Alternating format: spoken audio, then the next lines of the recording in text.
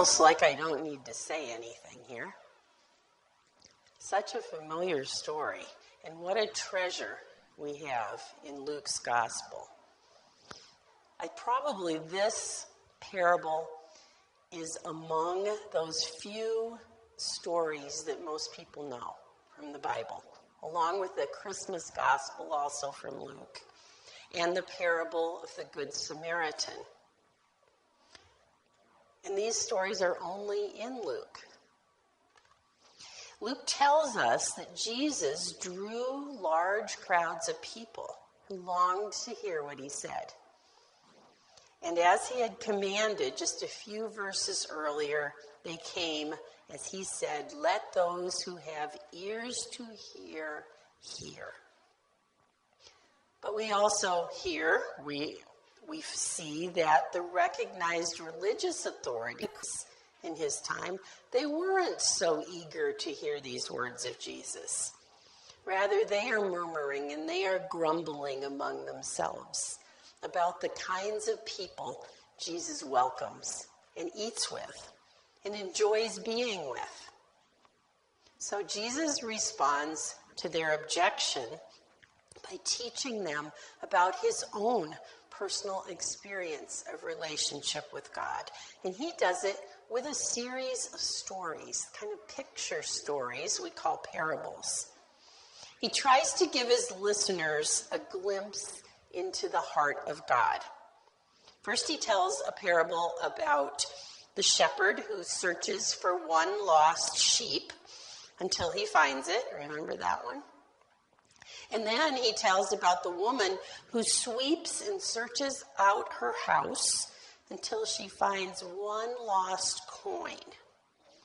And then today's reading, the father who waits and waits and waits and then runs to greet his son.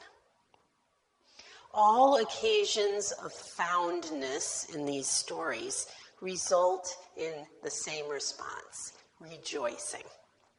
The shepherd, the woman, the father, they all say, "Rejoice with me, for that which was lost is found." We don't know how the neighbors and the friends responded in the first two parables, but we do know that a party with music and dancing was going on in today's parable, so at least some people rejoiced. We also know that at least one person didn't initially rejoice. That person, of course, being the older son. Like the Pharisees and the scribes, this older son didn't want to tolerate, let alone participate, in feasting with one he considered a sinner.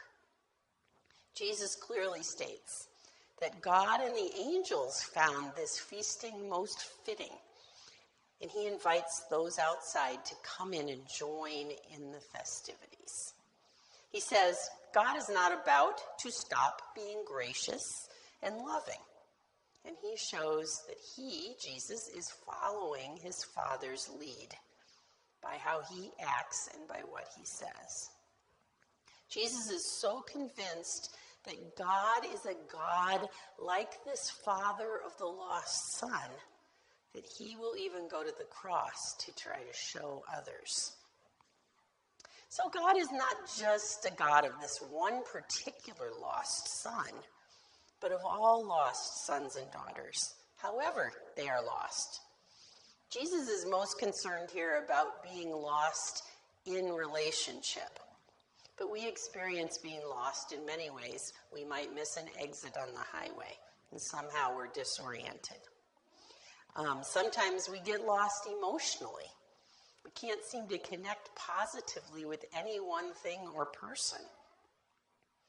Everything seems dark. Sometimes we feel lost in a crowd, surrounded by people. No one looks familiar or friendly. However we are lost, though, Jesus tells us in this parable that God is a God who will even look foolish, like this father did, in order to let us know we are part of God's family. Like this father who runs through the village to greet and claim his lost child before he would be shunned by the community. Like a father who will humiliate himself to face in love a disrespectful child and to invite that child into the party. God calls us to rejoice also every time a lost one is found. We are called to be compassionate, and in that compassion to find joy, the joy of God and of the angels. This is what Luke's gospel tells us. You may be familiar with this story, another story about brothers. I've seen it in children's books, heard it a number of times, so you may know it. There were two brothers who were in the flour milling business. One of the brothers was married and had children, and the other was single. They were equal partners in the business. They made an agreement. It was all, covenanted. At the end of every day, they would take any extra flour that had been milled, and they would divide it into equal shares, and they would each take his share home and put it into his storehouse. But one day, this single brother began to think, here I am, unmarried, with only myself to care for. My brother has a wife to support and children to feed. It isn't fair to divide the flour equally. My brother should have more of the flour. So that night, this brother takes some of the flour out of his own storehouse, and under the cover of night, so as not to embarrass his brother, he goes to his brother's storehouse and secretly leaves the flour. Well, because this is a story, it happened at that very same time that the other brother began to think, here I am with all the richness of this family. I have a wife, I have children. My brother has no one to take care of him when he gets old. It's not fair to divide the flour equally. My brother should get more. So he too took some of his flour, and under the cover of darkness, he goes to his brother's storehouse and he puts it inside. And every night, unbeknownst to the other, the two brothers do this. Always amazed that in the morning, somehow the level of their storehouses is never changed. Until one night, their arms laden with sacks of flour, they run into each other in the darkness. And they realize what's been happening all along. And with tears of joy, the brothers embrace in the darkness. Well, according to this very ancient story, when God saw this happen, God touched the spot on earth that it happened and said, this is where I build my house. My house must always be a place of great joy. Jesus' parables in this 15th chapter of Luke are about that joy. The joy of a shepherd, the joy of a woman, the joy of a father over the found. And Jesus says this joy isn't something we keep to ourselves. This joy calls for a party, a feast, hilarious fun, and even music one can dance to. Some weeks back, we started Lent with an invitation.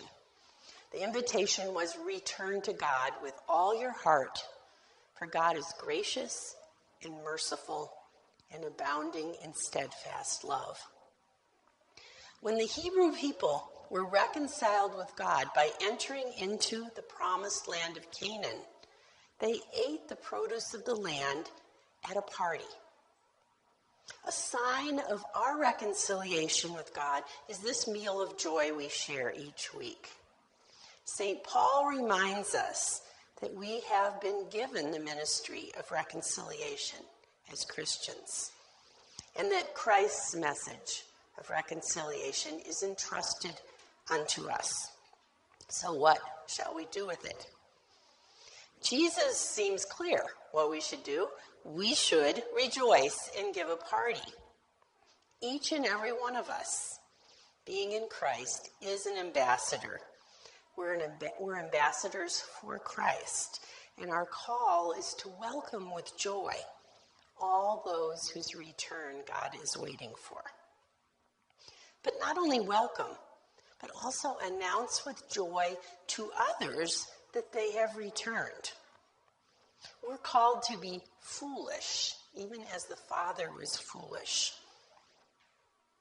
Jesus' parable, it doesn't, as much as we'd like it to, it doesn't teach us to be dutiful. It teaches us to be joyful. Joyful about our relationship with God and joyful about others' relationship with God. So I'm wondering how we might approach being the church if we thought of it all as a party, that we're not just attending, but we're also hosting. This parable tells us to throw out all our duty language, all of our somebody has to do it language, all our pointing of fingers over who isn't doing their share of the work, and to just plain invite other people into the joy that we're experiencing. The joy of setting the table for a feast, the joy of preparing the space for a party, the joy of greeting guests at the door, the joy of sharing gospel stories with children and adults, the joy of playing games together and laughing, of singing, of going out of our way to reach out to pick up someone so that they can get to the party, of buying the food, of serving it, of taking the party out to those who are sick and lonely and lost, throwing our arms around each other in foolish joy at their presence. But we sometimes, just like the Pharisees and the scribes, have a little bit of a problem with joy. This kind of joy that Jesus generated, eating and drinking with those who were considered sinners, making merry with those who obviously don't belong. So he tells this parable for us, not just for the Pharisees.